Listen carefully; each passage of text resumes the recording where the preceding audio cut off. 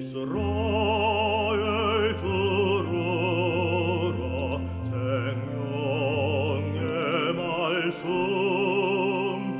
야훼님은 우리의 주님이시니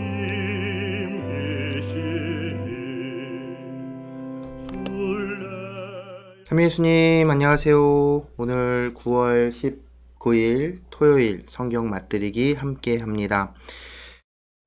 성부와 성자와 성령의 이름으로 아멘. 말씀은 바로 내 곁에 있고 내 입에 있고 내 마음에 있다. 주님, 성령의 빛으로 저희 눈을 여시어 주님의 길을 보게 하시고 저희 귀를 여시어 생명의 말씀을 듣게 하소서. 아멘. 성부와 성자와 성령의 이름으로 아멘.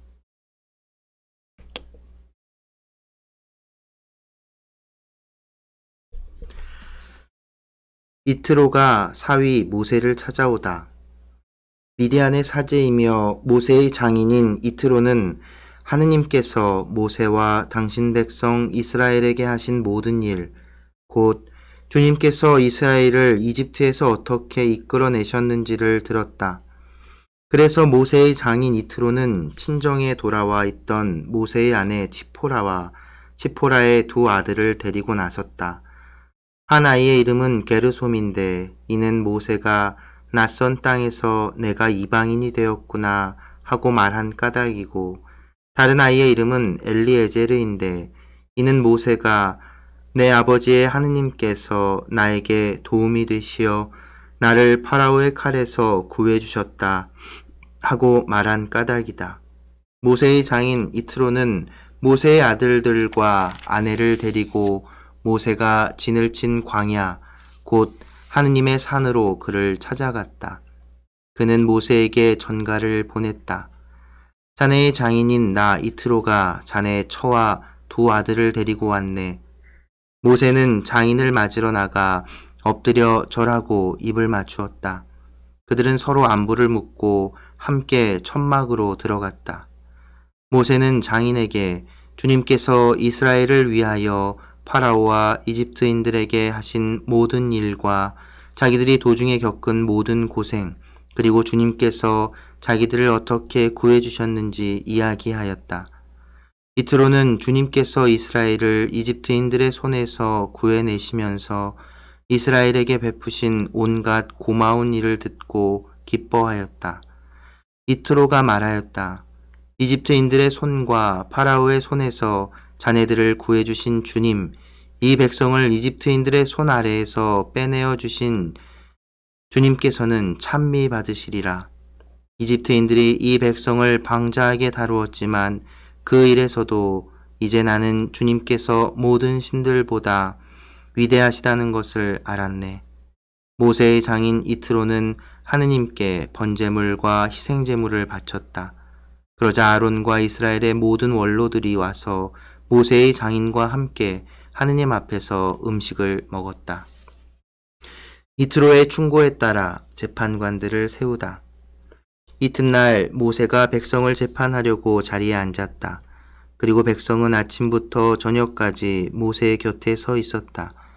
모세의 장인은 모세가 백성을 위하여 하는 일을 모두 보고 말하였다. 자네가 백성을 위하여 하는 이 일은 도대체 어떻게 된 것인가? 어째서 자네 혼자 앉아 있고 백성은 모두 아침부터 저녁까지 자네 곁에 서 있는가? 그러자 모세가 장인에게 대답하였다. 백성이 하느님께 문의하려고 저를 찾아오기 때문입니다. 무슨 일이 생기면 그들은 저에게 옵니다. 그러면 저는 이웃 간의 문제를 재판해주고 하느님의 규정들과 지시들을 알려줍니다. 모세의 장인이 그에게 말하였다. 자네가 일하는 방식은 좋지 않네. 자네뿐만 아니라 자네가 거느린 백성도 아주 지쳐버리고 말 걸세. 이 일은 자네에게 너무나 힘겨워 자네 혼자서는 할 수가 없네. 이제 내가 자네에게 충고할 터이니 내 말을 듣게. 아무쪼록 하느님께서 자네와 함께 계시기를 비네. 자네는 하느님 앞에서 백성을 대리하는 사람으로서 그들의 일을 하느님께 가져가게나, 그리고 그들에게 규정들과 지시들을 밝혀주고 그들이 걸어야 할 길과 해야 할 일을 가르쳐주게. 또 자네는 온 백성 가운데에서 하느님을 경외하고 진실하며 부정한 소득을 싫어하는 유능한 사람들을 가려내어 그들을 천인대장, 백인대장, 50인대장, 10인대장으로 백성 위에 세우게. 이들이 늘 백성을 재판하고 큰 일만 자네에게 가져오도록 하게. 작은 일들은 모두 그들이 재판하도록 하게. 이렇게 그들과 짐을 나누어져서 자네의 짐을 덜게나. 자네가 이렇게 일을 하고 하느님께서도 그렇게 명령하시면 자네도 버티어 나아갈 수 있고 이 백성도 평화롭게 제자리로 돌아갈 것이네. 모세는 장인의 말을 듣고 그가 말한 대로 다 하였다. 모세는 온 이스라엘에서 유능한 사람들을 뽑아 백성의 우두머리 곧 천인대장, 백인대장, 50인대장, 10인대장으로 삼았다. 그리하여 이들이 늘 백성을 재판하였다. 그들은 어려운 일만 모세에게 가져오고 작은 일들은 모두 그들이 맡아 재판하였다. 그 뒤 모세가 장인을 떠나보내자 그는 제 고장으로 돌아갔다. 성부와 성자와 성령의 이름으로 아멘. 말씀은 내 발의 등불이요 나의 길의 빛이옵니다. 주님, 저희가 성경을 생명의 말씀으로 믿고 기도하며 살고 선포하게 하시어 언제나 성령 안에서 평화와 기쁨을 누리게 하소서. 아멘. 성부와 성자와 성령의 이름으로 아멘. 천미예수님, 안녕하세요. 네. 오늘은 이제 시나이 산에 도착하기 전 이제 이트로, 그러니까 모세의 장인이죠. 모세의 장인이 모세에게 찾아옵니다. 모세의 부인인 치포라와 그 아들들 게르솜 그리고 이름이 뭐였죠? 게르솜과 엘리에제르 두 아들을 데리고 오죠. 여러분 기억하시겠지만 모세가 이제 이집트에서 도망쳐서 미디안에서 정착하고 그 미디안 사제의 그 딸과 결혼을 하죠. 그리고 아들 게르솜을 낳는 이야기까지 우리는 탈출기 앞부분에서 이미 알고 있습니다. 그런데 이제 불붙은 떨기나무에 하느님께서 모세에게 이렇게 딱 나타나신 이후로 모세가 이제 이집트로 친척들, 그러니까 우리 동포들을 찾아가죠. 그때 이 모세의 장인이 그 모세를 잘 이렇게 배웅해 줍니다. 평안히 가시게 뭐 이렇게 말을 하면서 보내주지요. 그러니까 미디안의 사제가 어떤 존재인지 정확하게 알 수는 없습니다. 그런데 이제 생각을 이렇게 해보면 이제 이 당시 이제 유목민들은 이 각자 자기들의 어떤 뭐랄까요? 시족의 신, 그 부족의 신 이런 신들을 모시고 있었고 이제 사제라고 하면 어떤 그런 제사장 그런 신들을 모시는 그 역할을 맡은 사람들이었겠죠. 그렇기 때문에 뭐랄까요? 하느님, 야훼 하느님에 대해서 직접적으로 알지는 못했어도 그 하느님 신적인 존재에 대한 그런 경외 이런 것들 기본적으로 갖고 있었던 사람인 것 같아요. 그래서 모세가 그런 특별한 체험을 했을 때 사실은 그것들을 이제 알아보고 알아들을 수 있는 사람이지 않았을까? 저는 그렇게도 생각을 해봅니다. 요즘 그러니까 우리도 그 신앙생활을 해 나가면서 식별이라는 걸 해야 될 때가 있거든요. 그런데 이제 그건 혼자서만 할 수 있는 것은 아니고 영성적으로 이렇게 깊이가 있으신 분들의 도움이 필요할 때가 있습니다. 특히 저 역시도 이제 사제로서 그런 역할을 해야 되기도 하고 또 저 역시도 그런 도움을 받아야 되는 식별의 그 도움을 받아야 되는 순간들이 있습니다. 근데 이 모세의 장인이라는 사람은 그렇게 영적으로 뭘까 이렇게 깨어 있었던 사람인 것 같아요. 그래서 모세가 그런 체험했을 때 보내줬고 그리고 이제 그래서 모세가 이렇게 떠났는데 그 딸과 아이들에 대한 이야기는 따로 언급이 되지는 않았었죠. 그런데 이제 이트로 그러니까 친정아버지죠. 친정아버지 집에 가 있었던 것 같습니다.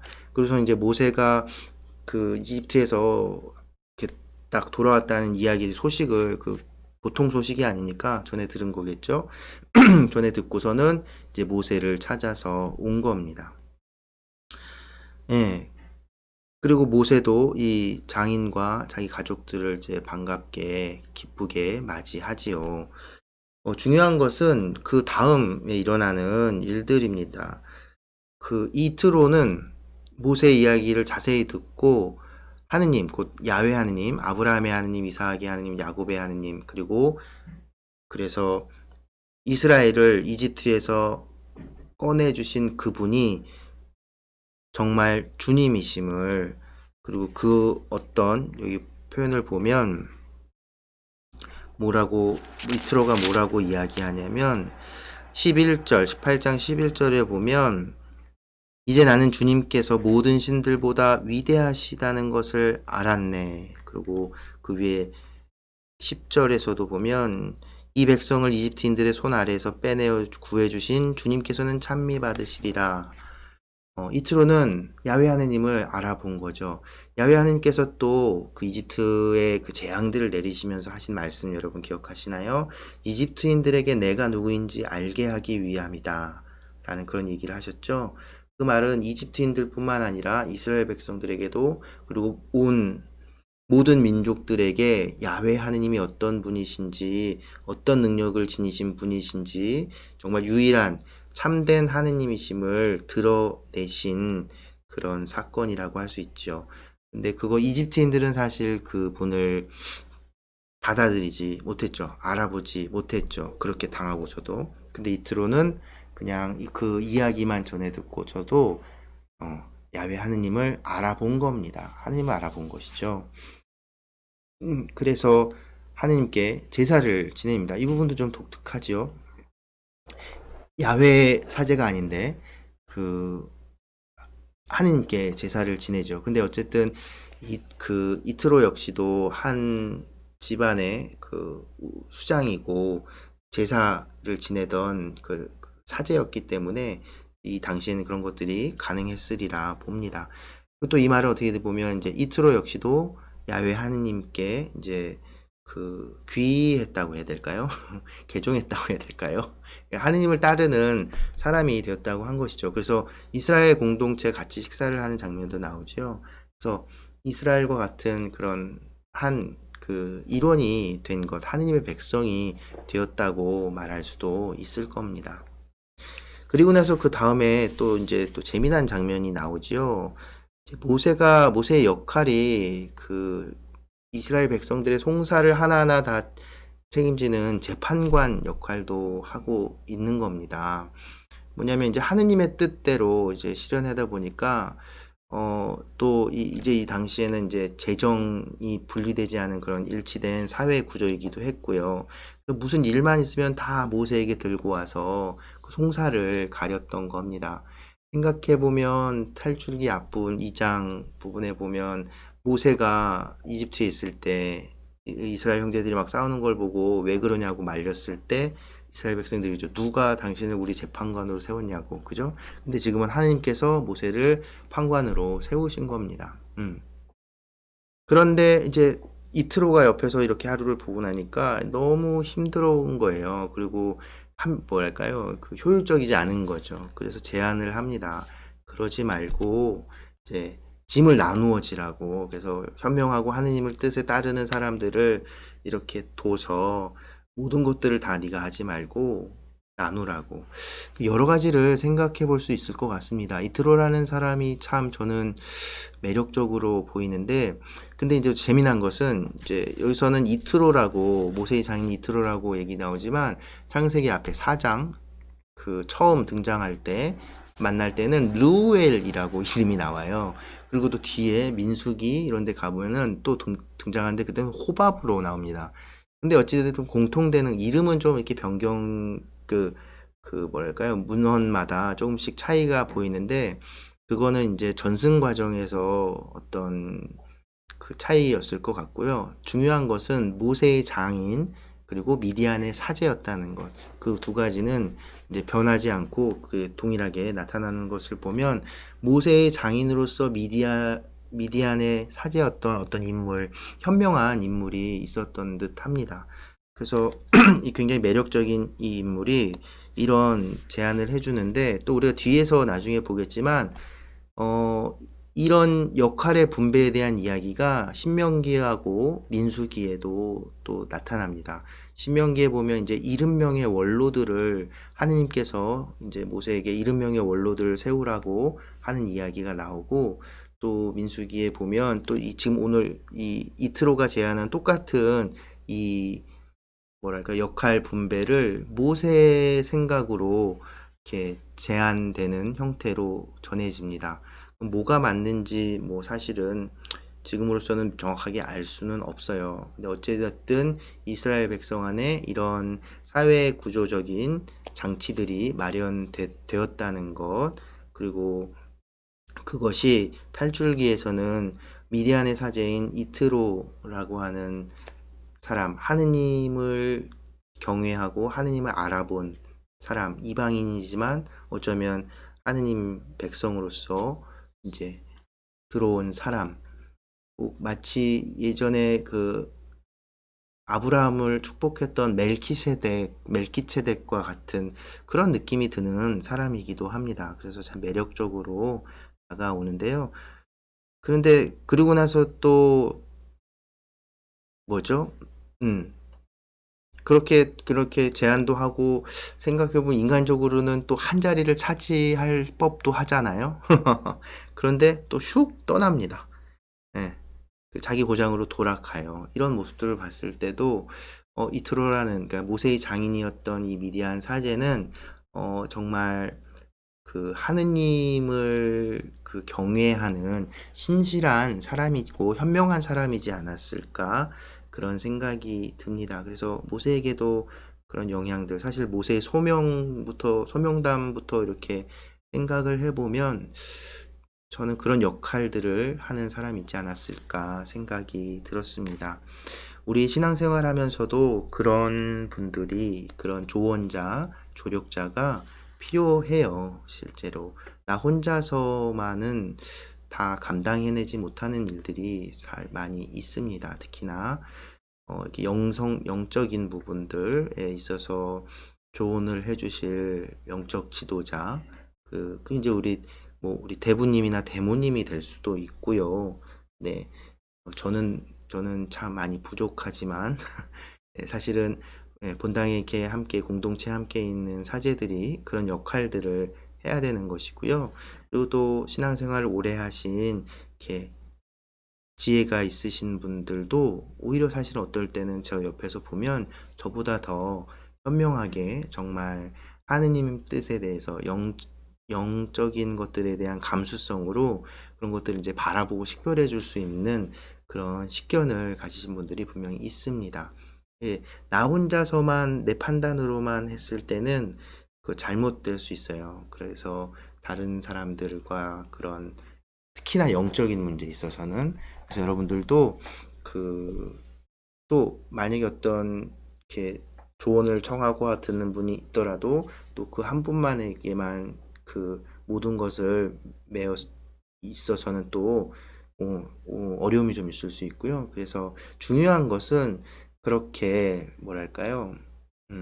함께 한다는 거죠. 나 혼자만도 아니고 끼리끼리만도 아니고 그렇게 하느님 뜻이 무엇인가 알아듣기 위해서는 그런 여러 가지 함께 바라보는 시선들이 필요하다는 것 그런 생각이 좀 들었고 또 한 가지는 모세의 반응에 있어서도 사실은 모세가 뭐 되게 뭐랄까 거만하거나 뭐 그랬으면 왜 이런 제안을 자기가 뭔데 뭐 이렇게 하고 받아들일 수 없는 그런 뭐랄까 소심한 사람 뭐 그랬으면은 또 자긴 고생하고 사실은 과부하가 오겠죠. 힘들고 그러면 또 뭔가 갈등이 생기고 그러지 않았을까라는 생각이 듭니다. 그러니까 그런 제안들이 있을 때 겸허하게 받아들였던 모세의 모습 그리고 그 하느님 앞에 정말 그 영적으로 깨어 있었던 그런 이트로의 모습 이런 것들을 보면서 우리도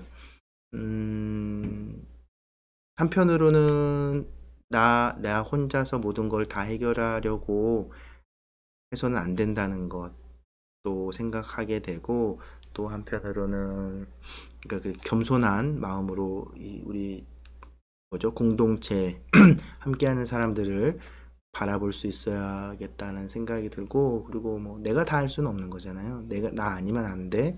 라는 이런 생각들, 또 특히나 저 같은 제 입장에서는 그런 유혹들이 굉장히 많이 생기거든요. 그런 것들은 이제 내려놓을 수 있는 것들 필요하고, 가정 안에서도 분명히 그런 일들이 있을 겁니다. 겸손하게 이 공동체가 함께 하기 위한 방법들을 찾는 방법, 그리고 또 한 가지 영적으로, 영성적으로 이렇게 식별이 필요한 그런 순간들에 대해서 이렇게 돌아볼 수 있는 계기가 되었던 것 같습니다. 제 얘기만 하다 그랬겠는데요. 아무튼 뭐 그런 날도 있는 거죠. 네, 여러분들도 나 혼자서 다 하려고 하지 말고 하나님께서 공동체를 부르시는 겁니다. 함께 할 때 하나님께 더 다가갈 수 있고, 나 혼자서 모든 것을 다 해내려고 할 때 오히려 우리는 이렇게 유혹에 빠져들 수 있다는 것 기억하시기 바랍니다. 예수님께서도 누군가 잘못하면 둘, 셋 공동체가 함께 가서 이야기하라고 말씀하셨잖아요. 네, 주일입니다. 우리가 또 함께 모이는 시간이죠. 미사 드리는 것 역시도 그런 나 혼자만의 기도가 많이 아니라 함께 드리는 제사고, 함께 드리는 기도 바치는 시간이겠지요. 여러분들 주일 기쁘게 맞이하시고 또 한 주간 고생하셨습니다. 네, 오늘은 이제 순교자성을 맞아서 이제 순교자들 관련된 성가를 하나 들려드릴 거예요. 나는 천주 교인이요라는 노래인데요. 이 노래는 그 김성우 안토니오 순교 성인이 마지막 유언으로 남긴 그 글이 있어요. 그 글을 이제 가사로 해서 김태진 배난시오 신부님이 그 곡을 만들었고, 또 제가 종종 소개해드리는 우리 혜진 세실 자매님이 그 노래를 불렀는데요. 혜진 세실 자매님이 부른 나는 천주 교인이요, 이 노래 들려드리겠습니다. 네, 오늘도 함께 해주셔서 감사합니다.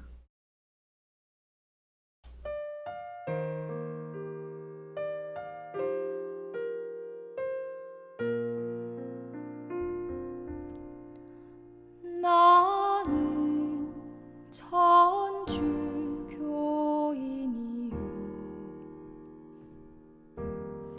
살아도 천주 교인으로 살고